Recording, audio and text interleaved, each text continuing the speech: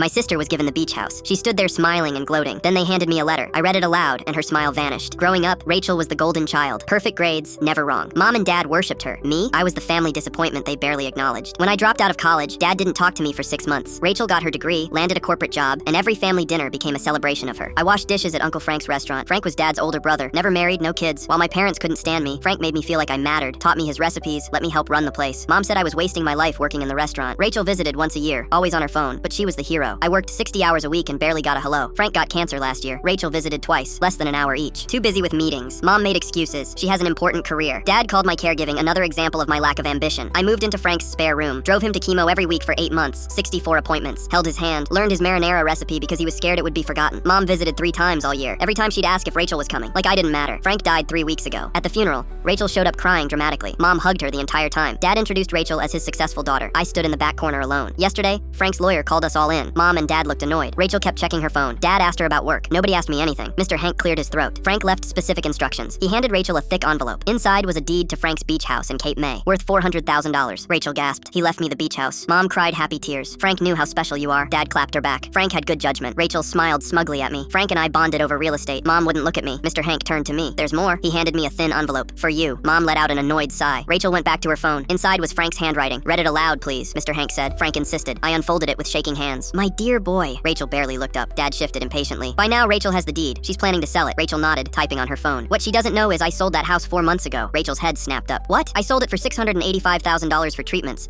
That deed is worthless. I did this deliberately. Rachel went white. Rachel visited twice. 2 hours total. Always on phone calls. Mom started to speak. Mr. Hank held up his hand. You moved in. Drove me to all 64 chemo appointments. Learned my recipes. Dad stared at the floor. Mom went pale. Your parents visited 3 times. With Rachel. They praised her career more than asking about me. Your care didn't count to them. Silence, except Rachel's breathing. Rachel gets worthless paper. You get everything. The restaurant, building, recipes, accounts. $340,000 plus property. To your parents, I leave nothing. You raised 2 children and only saw 1. Made him feel worthless. I am deeply ashamed. Rachel jumped up, shaking. This isn't fair. You manipulated him. I didn't know, I whispered. Dad stood, face red. This is wrong. He wasn't thinking clearly. Mr. Hank cut in. I have medical records from 3 oncologists. Frank was lucid. Everything is legal. He slid a folder across. Restaurant transferred yesterday. Accounts accessible today. Rachel grabbed her purse. This isn't over. You stole my inheritance. Mom's voice was cold. How could you do this to your sister? You never saw me, I said quietly. Dad pointed at me. You're not welcome at dinners anymore. They stormed out. Rachel clutching the worthless deed. Silence. Mr. Hank looked at me. Frank recorded a message. Want to see it? Frank appeared on screen. Thin, weak, but clear-eyed. Kid, your parents made you feel invisible, but I saw you. Every sacrifice when no one was watching. He smiled through tears. Rachel was their golden child, but you were mine. You made me feel like I mattered. The restaurant is yours because you treated it like home.